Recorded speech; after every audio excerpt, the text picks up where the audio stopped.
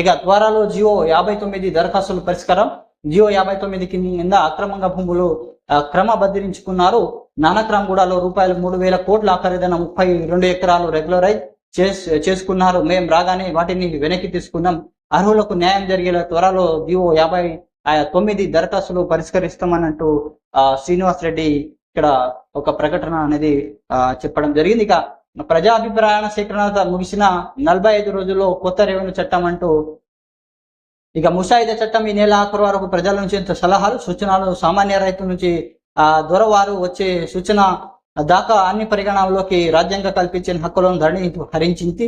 ఇకపై 33 కాదు ఒకటే మాడ్యూల్ సాదా బహినామాకు మారు దరఖాస్తు స్వీకరణ ప్రతి గ్రామంలో రెవెన్యూ కాపాదారునికి పెడతాం. ఇక ట్యాక్సీ ప్రత్యేక ఇంటర్వ్యూలో రాష్ట్ర రెవెన్యూ శాఖ మంత్రి పొంగులేటి శ్రీనివాసు కొన్ని వివరాలు అనేది వివరించడం జరిగింది.